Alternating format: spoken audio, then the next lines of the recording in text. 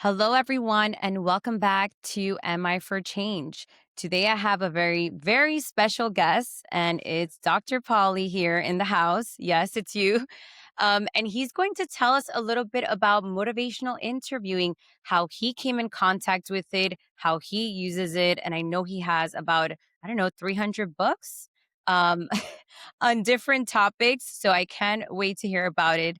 I've been working with him in different projects for a while already, and he's just such a great guy to talk to. So, welcome, and thank you so much for accepting to do this with me. Oh, well, thanks for having me on, Monica. I'm honored to be here, and I love talking shop. I have a value for a long time of helping people. I mean, I started off in social work, and you don't go into social work because you want to make money, right? I mean, I don't mind making money, believe me, but I really liked helping people. And when I stumbled across the science of human behavior, I'm like, oh shit, this is the science of helping, right? So I end up evolving my own personal mission, which is my personal and professional mission, is to empower people to better help themselves and others through the science of human behavior. So all of these talks that I do, my own podcast, the books I write, all the articles I write, whatever, it's all in service of my values. So it just always feels so meaningful to me. I wish everybody could have this kind of life, but it's important to talk about values because I think, when we talk about motivational interviewing, that's what we're kind of going to get into, right? We got to tap into people's values. Yeah, we're going to talk a little bit about what that looks like when we say values. What does that even what does that even mean? Before we get there, let's talk about problems and challenges. So what were some of the problems and some of the challenges that you were seeing? Like, how did you come in contact with motivational interviewing? I know you mentioned that you were working in a school. Is that where it started? Well, so when I went through my, I have the bachelor's and master's in social work. I had come across motivational interviewing back then. I'm like, this is pretty cool, but it didn't come back onto my radar, to be honest, and to give you your flowers until you started talking about it. I never heard any behavior analysts speaking about motivational interviewing. I'm like, oh, this is cool. And she's got a Oh book. my gosh, you're making me blush I, now. I bought your No. book. Yeah, man. And I'm like, this is cool, man. So because it's So you so were my fan when I was your fan. that's right, man. We were fan peopling each other, whatever you call that.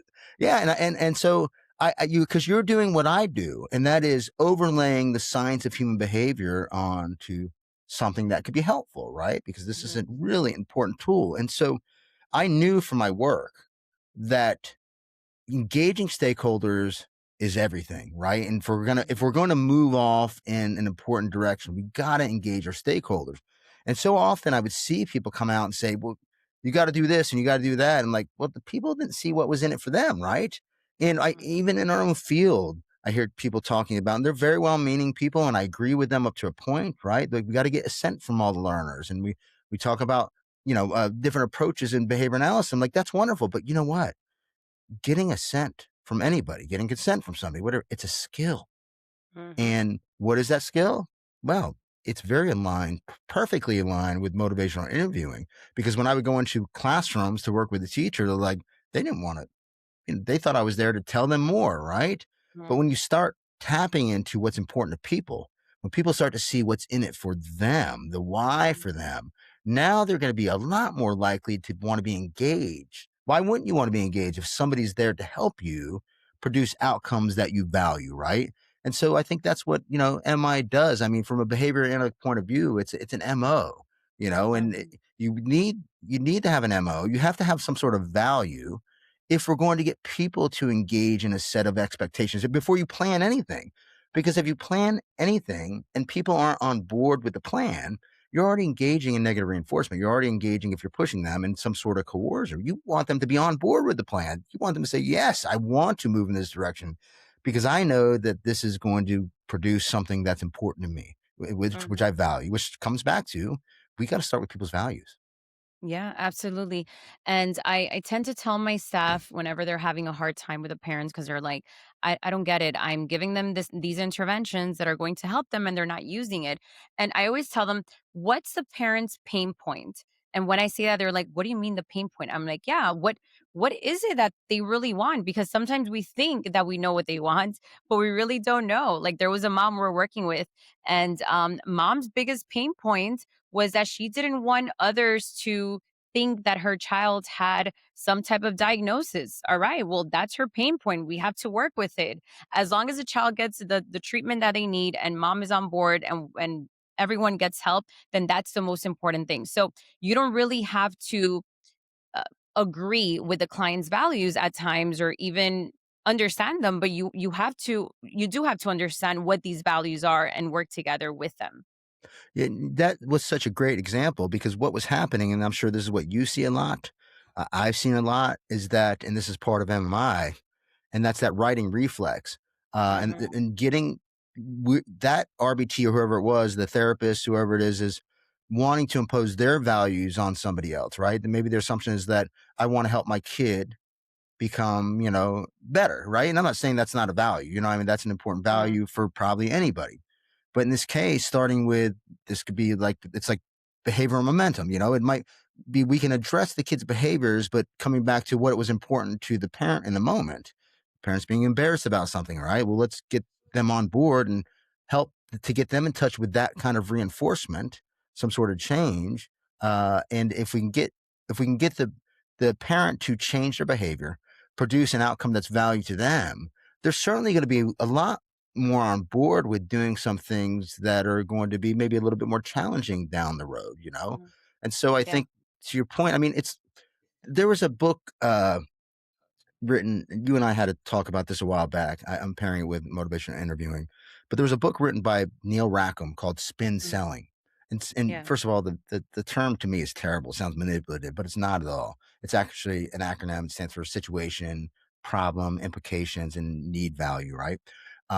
But what they did was they did research on over 35,000 sales calls, and what they found was that telling people all the wonderful things that the car can provide them or whatever they're selling, the house has or the appliance or whatever. That's not what's going to get people to buy in. But when you ask people questions, and if I broke it down to fundamentally behavior, what it meant, ask them what the reinforcers are. Ask them Mhm, what's blocking their access to the reinforcers. Ask some other questions that showed the broader implications of that, like the strings that are like tied to like, hey, it's not just this. There are other outcomes that are being negatively impacted because of whatever's blocking that. That's like an MO. And then kind of say, well, hey, what if I can help you remove those obstacles to those behaviors? Would you be willing to engage in, to your reinforcers? Would you be willing to engage in some sort of behavior change? And like, mhm. why wouldn't you? If you're seeing like, oh shit, this person is going to help me access these things that are important to me. I'm Right. ready, but you got to get there. You got to start. Mhm, And that's why there's this systematic approach through MI of doing that by evoking, engaging them, focusing on whatever's, that they want to change, evoking folks to like talk about their own change. Like we mhm, literally use their behavior, their verbal behavior is data to let us know mhm. if we should move forward, right? Are they engaging in change talk or are they ambivalent? Or are they resistant? I don't even think they use that term anymore, resistance. But to me, people are just resistant sometimes. Yep. And so that's if they're resistant and you're trying to push them, you're coercing them. Don't do Yeah. that. They need to see what's in it for them. They need to recognize why they should change their behavior because, as you and I know, right, all results require behavior. And if they're not getting the result that they want right now, it means they're going to have to do something more or less or differently, right? But we've got Mhm. to get them to kind of reflect on their own behavior and outcomes that they're producing. And that's, I think, what MI is really about. Yeah, and you mentioned something about resistance, and yes, right now in the earliest literature on MI, they use the term discord rather than resistance, Discord, and yeah. and it's because when you think about like if right now I would tell you I'm going to introduce you to someone who's really resistant, you already start thinking about what that resistance looks like, and we all have like a similar conceptualization of resistance, and it blocks us. It doesn't allow us to be open to building that rapport with that person.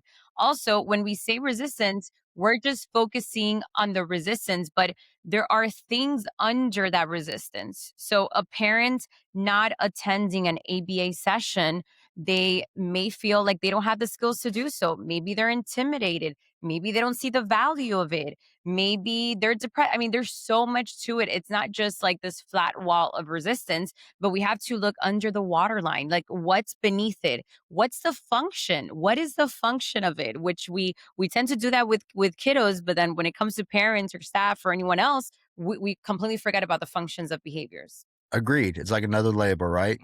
Yeah. Yeah, I think discord is a better term for that. Absolutely. And it also is putting What? something on them. It's like a judgment term. They're resisting Yeah. change. It's like Yeah. our job is to kind of like help them find for themselves why they would want to change. Mhm. And the other thing too is that sometimes we make that or those resistant behaviors worse by asking the wrong questions. Oh, Sometimes shoot. they get more stuck on like, "Oh, no, now I really don't want to change because you're telling me this." Yeah. I mean, it's the thing is the principles behind MI are practical. And probably you're certainly more fluent in it than I am. I keep it very simple in my approaches. But it can be pretty deep, the type of questions, like there's exploratory questions, there's feelings-based questions, and then you get to the different like strategies for it, like getting, I don't know, getting people to asking them for examples, and there's the time to ask those kind of questions, Mhm. right? When you're trying to get them to evoke stuff, or exploring like their goals and their values. But each strategy should be happening in one of those different processes that are within an MI of engaging, focusing, evoking, and planning. And this is all about those first three phases before we get to planning, because in for my approach, Mhm. planning, this is where we should be as behavior analysts, ready to rock and roll with it, right? It's the other stuff, the engage, the focus, the evoke, which we really got to be better at to get Mhm. people to want to engage in the plan. And this is where we should be superstars, at least when it comes to individuals. For me, Yeah. planning, as we zoom out for organizations, requires like performance engineering right across. So it Mhm. becomes, the higher you go up the org chart, the more planning gets a bit complex. But still, if you think about MI, let's say it's a school, because it's easy for me to talk about because I've worked in so many schools, or it could be a behavior analytic organization, but schools because we're all familiar with them. We want that learner to change. Guess what? MI can help them, right? To talk about why they should engage in behavior change. But we can't just think about the learner, because then, well, if we want sustainable change, we got to get change from the adult in that room, because we're not going to Yeah. be there all the time, right? So Mhm. MI helps with that to find out, why should they want the learner's behavior to change? What's in it for them? Mhm. What are some things that they might focus on first? And because a lot of times they're looking at the kid thinking like, that's not my problem. We recognize that's the environment that needs to change. And as the classroom leader, that they are the controller of the environment, and they are a variable in the environment of that learner, which means they are going to have to do something more or less or differently if they want to get some sort of sustainable change. But we can't just tell them that, because like, what do you mean? You know what I mean? That we're going to Yeah. get, that's going to kick up some resistance, or the discord from them, because they're like, the hell with you. But now coming up further from that, probably in order to get that teacher to engage in some sort of sustainable behavior for engineering performance, what about the school leader, right? What's in it for them? Why? Because if you're not housed at a school, you have to have local performance management, which means if there's some plan for the student, which really the plan is for the adult, right? To do something more or less Mhm. or differently for the student, we're going to need that adult, that teacher, that para in the classroom, the tech, whoever it is, to engage in that. And if you're a consultant, have a consultant model, you're only at that school once or twice a week, and sometimes it's not even that, there's a good chance that unless they contact some sort of really powerful positive reinforcement for engaging some sort of aspect of the plan, you got them there with it, that they're going to fall back into old habits. So we need somebody who's local, the assistant principal, the principal, somebody that's involved, the behavior specialist, to do a little bit of performance management in a coaching fashion, right? And that Mhm. is, stopping and in schools would be like a tier one approach. It's very simple. They know the goal, they're prompting it, they're reinforcing it, just getting them to behave well enough and long enough according to the plan that they produce some sort of valued outcome. So that naturally occurring consequence takes over. So MI can be used at every level of that, which is amazing, and it should be used. And it doesn't have to be sophisticated, but we have to engage the stakeholders, starting with their values. Yeah, yeah, so it sounds like a little bit of a macro system, right? It trickles down, and everyone has to be involved in that. It's It not trickles just down, not just but it starts with the end in mind, right? What's the end yeah, result? What yeah. do we need the learner to do if we're going to get that? What do we need the teacher Mhm. to do if we're going to get that? What do we need the student? But you're right. Then it does have a trickle down, right? Yes. But we Yeah. plan with the end in mind. We implement the other direction. Okay, good, good. Let's talk a little bit about staffs and organizations. So, oftentimes, when my BCBAs that work in my organization, when they work with RBTs, they get frustrated. They're not collecting data. I've also helped other organizations that are opening up, kind of put things together, and they get a little frustrated with the admin staff, and we kind of work on that. What's your take on how do we use motivational interviewing in order to engage with staff? I mean, to me, it's just everything is going to come back to their values. People need to Yeah. know what's in it for them. We do Mhm. this, we should be doing with the learner. What's the first thing that we do with the learner? Or 1 month, the first thing that we do is we do a preference assessment, right? We're trying to Yeah. find out what their potential reinforcers are because Mhm. we need to get their behavior in touch with the reinforcer. So we need to know what those things are. So in this is where I think our university work, our prep courses haven't done such a good job in preparing our folks for the demands of the real world when we're speaking about anything else but persons with disabilities, because they think about reinforcement as always being socially mediated, which is fine, it often is, but they're thinking about tokens and they're thinking about skittles and they're thinking about whatever trinkets or whatever. So when it comes to the adult, they're like, what do I do for that? Now they're thinking about gas cards, they're thinking about employee of the month, which is usually disastrous. I'm like, Yeah. listen, here's the thing. Most people, and I mean most people, want to feel valued and they want to produce valued outcomes. The two Mhm. words in there are values. And that's what MI does, right? You start with what do people value? What's important to them? And to your point, and I like that you started with this, there we can say what are their pain points and what are their values, that we can call that their positive reinforcers and their negative reinforcers, right? Mhm. What are they trying to get away from and what are they trying to move towards? And if they tell you what they're trying to move get away from, then that's also telling you what they want. Oh, you don't, so Right. you don't want the kids behaving poorly. Oh, so what I hear you saying is that they're out of their seat. Oh, so you want them in their seat. So that's giving you a really good source of data. So for the RBTs, let's saying they don't want to engage in it, they're saying, we got to talk about what's in it for them. So if we were to ask questions about that, what are challenges? Well, my staff won't, the parent won't do this thing. Is that frustrating for you? What happens when that happens? Does it make your job harder? Blah, blah, blah. What do you want for yourself in this? I want this, that, and the other. Well, if what if you were to try this and blah, blah, blah, and MI now becomes something that they want to do because they're connecting it with these outcomes that are valued toward them, And I don't think we come right out and say, it needs to be MI, but asking the questions, what if you could ask questions and those questions would engage, what if the parent were doing this and we're doing that? And I think if Mhm. we were to do that and they saw what was in it for them because their job got easier, right? And that's a important part. Plus, we're asking them the questions because asking them questions and involving them in the choice is a way to show people value, Mhm. and we show them valued and they see that they're valued and they're producing a valued outcome, and a valued outcome for them, they just told us a pain point is involving their stakeholders, are saying that they might be used the term resistance, right? They don't want to do it. Yeah. They're not following the plan or anything. Well, what if there was something that could happen that could help you to get them more to follow the plan? Would you be willing to try some things? Yeah. Why wouldn't they? Because they're telling you this is a pain point. So I think that's it. When they're talking about resistance, from the staff and not wanting to get on board, Mhm. we're talking about they're not getting in touch with their reinforcers. So coming Yeah. back again, we need to be using the same approach with them. Yeah. Yeah. And that first meeting has to be a meeting where you're collecting verbal baseline. That's exactly what it is. When you first meet a person, you are collecting verbal baseline.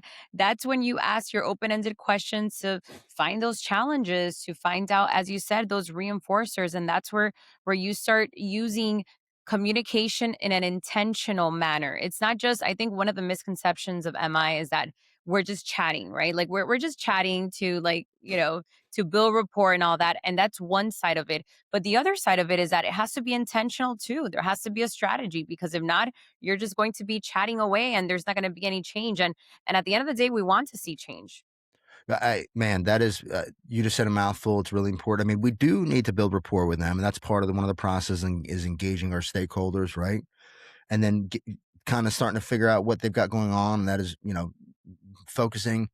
But the real thing is like the evoking, what I mean? And getting Mhm. them to come out with their own motivations for change. And that is, I think, where the real skill lies, Mhm. and getting them to talk about, articulate their own reasons for wanting to change in behavior. But it really requires a lot. I mean, this is why we have ORs, open-ended questions, affirmations, Hmm. reflections, summaries, right? Which is part of the process. It's a skill.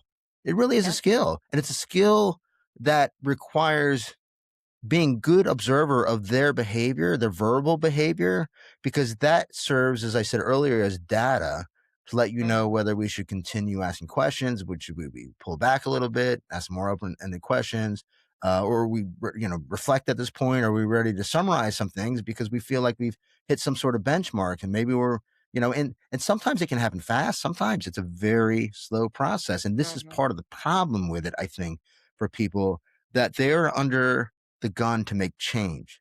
Yeah. And what their leaders need to understand, their leaders, that we can't make change, sustainable change, very unlikely. I'm not saying we can't, it's not impossible. But if we want sustainable change in a way that improves morale and performance and gets, again, sustainability, we have to engage our stakeholders, right? We got to have them buying in to what's going on. And the only way that anybody buys anything is Hmm. if it's something of value to them, right? That's the whole thing Right. about buying something, right? It's got to be a value of them. So why would they want to buy in if they don't see what's in it for them?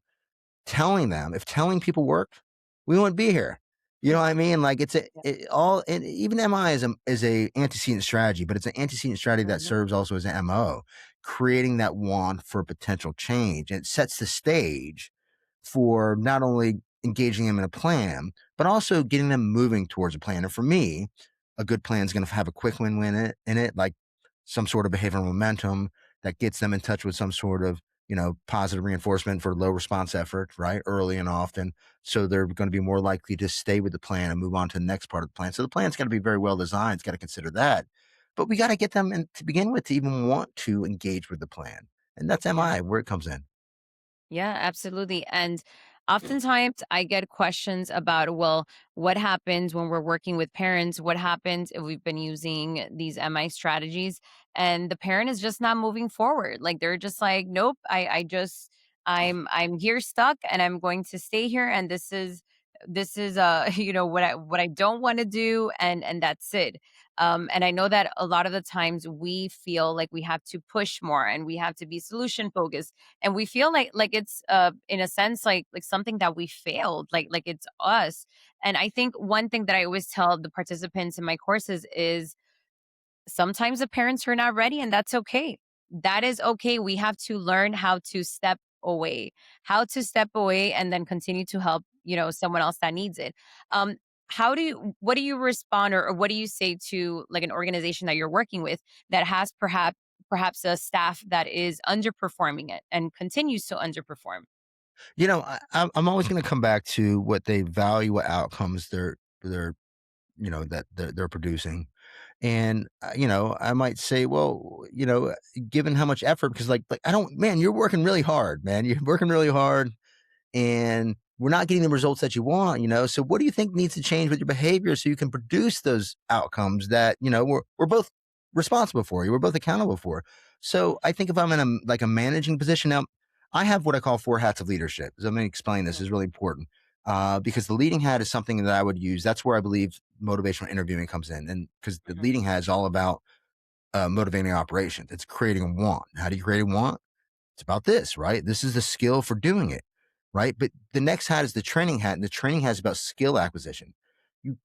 Why would anybody want to learn a skill if there's not something for them? So you start with the leading hat, right? Creating a want for that. That's an MO. That's where MI, right? Now we equip them with the skills. But what we know about both of these is that they're the leading hat and the training hat are both antecedent strategies. And while they might get behavior going, they won't sustain behavior. And that's where the coaching hat comes in. The coaching is about supporting the generalization of learned skills into the natural environment, right? Helping people to behave well enough and long enough that they produce valued outcomes. And we shift from instructing or telling, like what we would do in the training hat, to asking, helping people be better observers of their behavior and the impact of their behavior on the environment. Once we have those hats on, then we can engage with the managing hand. That's about maintenance of those behaviors, right? So Mhm. depending on where they're at, like why, first of all, if they're not getting the results that they want, I need to look in the mirror, number one. And I Mm, got to make sure, and I put on my performance diagnostic lens because that's what tells me what hat to wear because it's all about the 4 term contingency, the same way the hats are.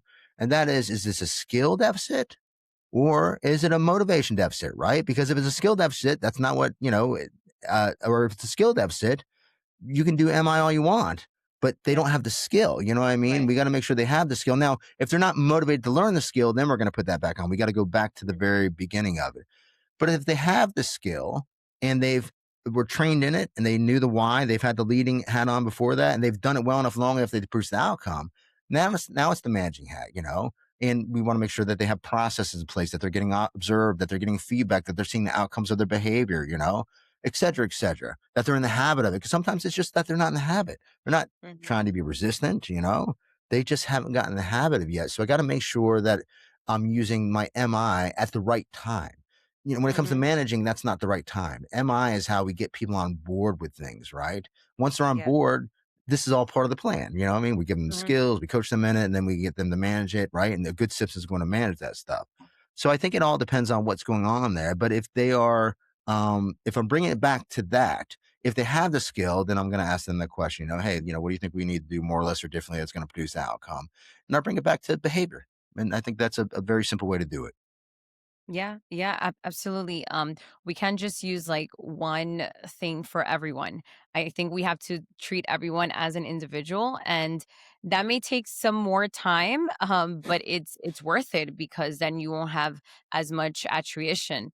One thing that when I started learning about motivational interviewing, and I know that we spoke about my organizational in the past, and something that I started doing differently in my like pre-screeners that I send out with questions is one of the questions that I added was, well, what are some things that you're looking for in an organization?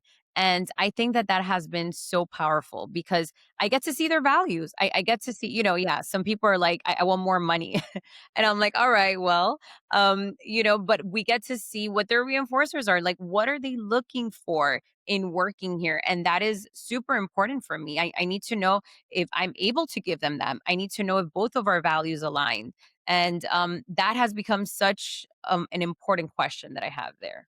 But and I think that the trick with all of this, with values, that values overlap. Hmm. And a good leader is going to help people connect, right? And like let's say somebody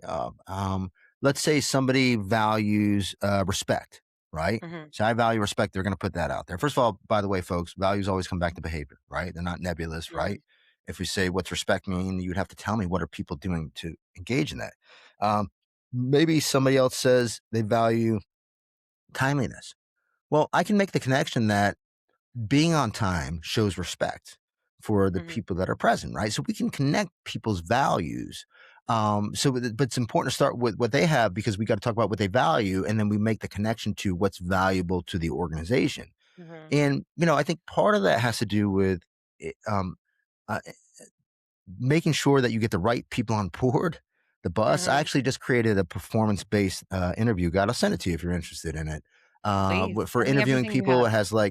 um, it has like weighted questions, where they're just Mhm. general questions and there's performance based scenarios. And the last one is like a bank of simulations, and so you just give them one simulation and everybody can kind of score them and determine. But you really got to get the right people on the bus, and it's sometimes it can be hard. But if Yeah. you're asking questions and seeing how they respond and digging a little bit deeper, finding the why behind it, not just that they responded, but they understood the principles behind it, I think that's Mhm. really important. Now, Yeah. I always like to hire for will because I believe we can develop people's skill. Yeah. But if you hire them and they told you the right answer and they get on board, at least it's not a skill deficit, right? They've come on Yeah. board, they said the right things. Now you've got some motivational things going on there, and it's probably about the managing hat or something like that. Yeah. Yeah, I saw a meme the other day and it says something like, don't hire just for experience, but hire also for motivation and all that. And I think that our world is shifting a little bit more to that because everyone has a degree nowadays. Like everyone can have a degree, but that doesn't mean that they're going to be professional, that they're going to do their job. And like you said, it starts from the hiring process. It starts from those questions that you're asking. Once a person is in, it just complicates things after, right? So you want to make sure that from that first meeting you are assessing these things and you're really trying to get the best people for your organization that match your values, because maybe the person is great but they may not match the values of your organization, and that's okay. They'll be better off in another organization, and I think we Well, have to be a little picky about that. I agree, and that's why these interview guys should be grounded in the values of your organization, right? Those Yes. questions should be aligned with what those things are. Your systems should be fundamentally based in values, because when we understand the values, we can look for the behaviors to reinforce, right? And we Hmm. bring it back because values become resistant to extinction. Like I Hmm. value this thing and we're not producing some sort of immediate reinforcement, right? But I'm staying on track because I'm in a relationship with somebody and, I value this relationship and I want it to be long term, but shit's not going well right now, you know? Hmm. And if I value cooperation, I value togetherness or whatever it is that my values are, I got to make sure I'm staying engaging in the right behaviors that align with those values because it's easy to Yeah. get off track and start yelling and demanding and doing all these things that Right. are not in alignment with those values. I use an approach. It's kind of like the ACT matrix, but I wrote about it in my book, Adaptive Intelligence. And it's called the Behavior Alignment Compass. And Hmm. it starts with your values, very much like the ACT matrix. And it talks about, what are your covert behaviors? What do you do when those covert behaviors show up? Are those aligned with your values? Then it's about, okay, what replacement behaviors you need to engage in. I keep it very radically behavior. I don't Hmm. want to insult the RFT people or even the ACT people because have a lot of skills in it, right? I'm going to keep it in my Yeah. wheelhouse. So I framed it all that. I don't talk about psychological flexibility. I talk about adaptive behavior, right? So Hmm. mine's aligned with that. But the difference between my approach and the approach with, and this would all be about part of planning, right? Once you have the values, if we were to bring it back to MI, is that when you talk about the replacement behaviors and moving towards your values, the ACT and RFT folks make it very clear that values are not goals. So if they're not destinations, how do you know if you're moving towards those? So I Hmm. make the connection with a metric, right? We need goals slash accomplishments to know that we're truly moving towards a value. Because if you really value something, you measure it, right? And so Hmm. this would be for the folks when they got through the MI because you found their values. When you got to the planning stage, you got to plan well. You can't just plan Hmm. about behaviors. You got to plan about measurement, right? How we're going to know that we're helping people move towards those outcomes. And part of those values, I believe, because we all say we value people, if we were saying respect, right? If you respect somebody, well, then you're going to check in with them and you're going to find out how they feel about the way things are going on right now. Social validity, right? Which is another piece of this puzzle when you're doing some sort of planning. That's a way to manifest value. So, coming back to the thing about hiring people, our values should be the backbone of our systems and everything we do should come back to those. It's what I do in organizations, right? We Hmm. have a whole activity about unpacking our values and looking at our behaviors, what we should be doing versus what we shouldn't be doing, and then engineering, using that to engineer performance across an organization. But it all starts with determining people's values, which fundamentally comes back to, Yeah. especially if people are struggling, using very simple MI processes. Yeah. And sometimes people don't even know that they are deviating from their values. They may think that the behaviors that they are engaging in are congruent with their values, and they just need someone to step in and do some coaching and just, reflect a little bit and say, well, these are your values and this is where you're going. Do you think they're congruent? For them to realize it. And I think I need that too. You need that. Everyone does. You need like a someone from the outside to come in and give that reflection. It is so, my last book, Finding Your Authentic Self, is all about what you just said. Hmm. Um, and it is very hard to be objective about yourself because hey, maybe we can we could maybe use MI on ourselves. I haven't really thought about this from this angle, but we got to think about what changed. And so here's what I recommend. Number one is that it all comes back to awareness and acceptance. Uh, Hmm. and digging into our own values. But in order to do that, we have to have radical acceptance and radical vulnerability because it's Hmm. very hard to look at ourselves. And so, how do we look at ourselves? Well, we look at ourselves through data. And the data is this: what what kind of incident continues to show up for you in your life where you find yourself like, why do people keep doing this to me? Why do people Yeah. keep leaving my company? Why do people not ask me to do things with them? Why do people keep arguing with me? It's happening over and over again. What you need to realize, like I realized with certain situations, that I'm the common denominator here. Mhm, And I can't mhm, make people do things as much as I might have the high value of it. So it requires that level. And the other part is like recognizing what thoughts keep showing up for you over and over again. This is all data for you, the same way it's data when we're doing MI, right? And looking for Mhm. people to, engage in either change talk or what was the other word? I forget the word because I want to go right to Or resistance. sustained talk. Yeah, sustained talk, right? So Uh-huh. we have we have that own dialogue in our own heads. So we have to be aware that we're getting caught up in this because this is where the drift happens. And we start justifying our own actions. And what we have to realize is that we can't force people to do things. What we Mhm. can do is do something more, less, or differently on our own that's in alignment with our values because we got to check our behavior against our own values Mhm. and accept whatever happens on the other side, not force people to do things. We go Mhm. in there to a classroom and we really want that teacher to change their behavior because it's going to help the kid. We can't force them. We're not, Mhm. and it's not aligned with my values to force anybody to do something unless it was really dangerous, right? Unless like Yeah. people say we should never restrain. Well, hold on. I don't want to have to restrain. It's the last thing in the world that I want to do. In full transparency for folks here, I do work for Professional Crisis Management Association, right?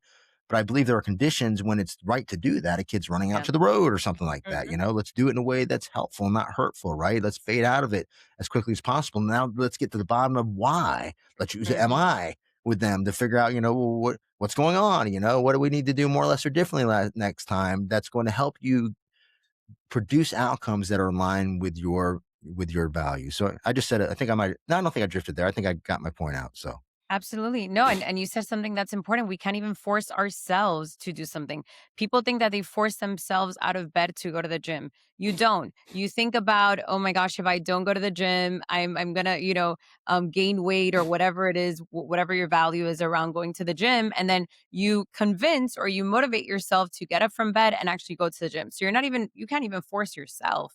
You have to find that, you're going that for your values, man. motivator. I get up every morning. I'm like, bam. That's right. Well, I'm All I'm right. I'm That's getting there. I'm getting there. I'm all getting there right. little by little. Okay. Um, yeah, but we can't even do that to ourselves. So, I think the introspection is something that people have to come to terms with. As you know, I'm also a psychologist and I work with a lot of people, and a lot of the times we start with that. Like, you have to get real. You have to get real about you and learn how to accept you, like raw version of you, before we even move forward, because that's how you're able to build this introspection that is based on reality and not based on what your parents wanted or what society wants or what your employer wants, but really based on who you are, and that's really Yeah. important, It is, and it's hard. It is and very it's hard. hard to be vulnerable about that, to look at yourself. And the only thing, because you think you're doing the right thing, I mean, like I thought my stuff was not difficult. Like I was over functioning with people, Yeah, trying too hard. And yeah, like, and then always feeling like my feelings would get hurt. Like, man, why am yeah, I doing so much for people and they're not showing up for me, blah, blah, blah. I'm like, yeah, wait a second. Like I'm doing it because like I'm trying to control my environment, trying to control having anxiety. I'm like wanting mhm, people to love me more, so they don't yeah, leave me. My own thing was like abandonment, yeah. and I've had to go back to my childhood. Like, where the fuck did this? Excuse my language. I know this is gonna screw up your podcast, but where did this come from? It makes it more Like I didn't. interesting, don't worry. Yeah, I had a good childhood, I thought, but I had to really Yeah, dig deep and look at like where, and it's like with, mhm, with all of us, some of these things get really layered under years and years of stuff that you're not even recognizing, and that's where, to your point, having somebody else that can be observed and get you to reflect. I mean, much like an MI. I mean, MI is a mhm, you know, it can be, and it's often used in a therapeutic process, but it doesn't have to be a therapeutic process. I think, the bottom line is, digging into people's values and, helping them to reflect on their own behavior in a way that gives them some reason to change, right? It's creating a want for them to change because it's going to produce valued outcomes for themselves. So it yeah. can be used in, both settings. Absolutely. Well, this is going to be my last question. I can talk about this, and I know you can as well, the entire day. But what is like the smallest MI consistent shift that you think a leader in an organization can make? Like, what's one thing? Obviously, it's a process. There's a lot of more things, but to your knowledge, what is one thing that they can start doing differently now? So it comes back to what I always tell people, right? If telling people worked, we wouldn't be here, right? So stop telling people why change matters and ask them. I mean, Yes. ask them, like, a question like, hey, what would happen if we were to change this, or what would happen if you were to change that? Yeah. How does it connect to what's important to you if change were to happen? So I think, stop telling and just ask more. That's Mhm. the big thing I used to do, is tell a lot, tell all people all the wonderful things that can happen if they make the change. But doesn't align with MI principles. It doesn't align with what I was speaking about earlier about spin selling. If you want to get people to change, right? Because you want them to have a better life and you want them to produce better outcomes in whatever situation that they are, valued outcomes. It really starts with questions, but Mhm. but a systematic approach to asking questions. There's not any questions. I think Yeah. that's where MI comes in. Yeah. No, I think that that's perfect. Just like when I'm working with therapists, instead of saying, "Why aren't you taking data? Why do you feel like this data is valuable? Like, why do we have to take this data for this kiddo?" And Right? Yeah. have And them how might come it up with help their own you? reason. How, Yep. what do you, it's important to you? But maybe like, but hey, helping them is going to be like, it's not working. Maybe you can tell the behavior analyst is not working. We need to do something more or less or differently, because your job is harder right now. I don't want your job to be harder. Yeah, So there's a exactly. number of reasons. Yeah. So thank you so much. This was tons of fun as always. I feel like all of our interactions are fun. Um, Tell us where we can find you and tell us about like the wonderful things you're doing out there. Oh, well, thank you. Well, first of all, I have a partners with the Behavioral Toolbox, and we actually have a course called Motivational Interviewing, and it's for education, right? Getting into Mhm. schools and uh, tapping into what's valuable for the stakeholders that you're working with. In fact, Anika Koss and I were on Matt Scoria's, and he's one of our partners, by the way, but his podcast, The Behavioral Observations, and it turned out to be the most downloaded podcast of the past year. So props to you. I don't know. I might have mentioned you in that podcast. It's been a while now. But again, it put MI. I think you put MI on the map for the field, and so well done. So that's giving MI some sort of light there. So there's that. The behavioraltoolbox.com. I'll send you the link on that. Um, I'm gonna have 17 books. I have 15 books out now. I have 2 books coming out in within the next 2 months. One's called Shit Happens, and shit is actually an acronym. That uh, one's like very you, I feel. yeah, it is, man. It is. But it explains that, things happen in time for everybody, right? And Mhm. I think that we've, in our love for our children, in our desire for them to not experience the same hurts that we had, the same scars that we had, or the things that almost happened to us. Because I don't know about you, but I had some rough Yeah. stuff, and I could have, I've had guns put in my head, knives put in my Mhm. throat. I mean, some pretty rough stuff, and I've stuff I won't even talk about, that I found myself in a situation like, why would I put myself in that situation? And, I fell, I broke bones, I nose or whatever. And we want our children to have a better life. We also are scared shitless because of all the things that we see happening, even though it's a very Mhm. small percentage. We don't want that to happen. So we end up overprotecting our children and we don't allow them to fall.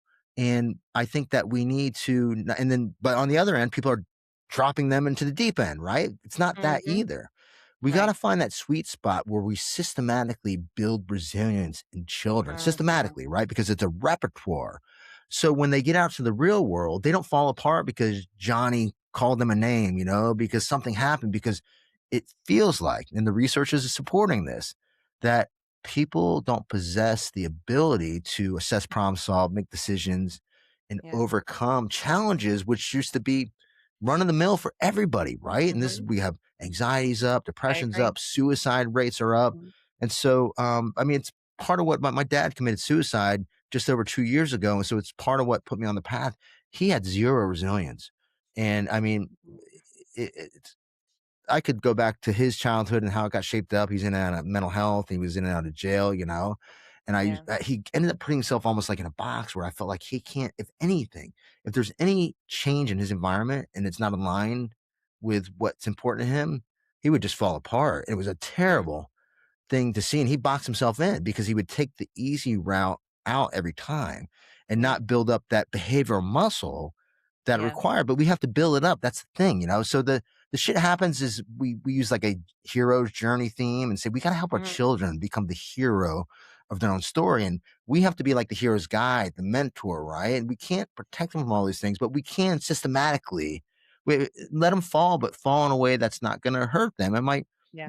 sting a little bit, but they get up and they figure out what they can do next time. Like, Right. stop doing their homework for them at night. You know what I mean? Staying up Yeah. on let them get that F once in a while. It's Yeah. okay. It's Stop going to teach them calling the the rest. other parent because they said something nasty to your kid. Like, Right. work with your kid on, having assertiveness skills to just talk back to That that other kid. That is exactly right, and I think that and the other book is about that, it's about building resilient classrooms.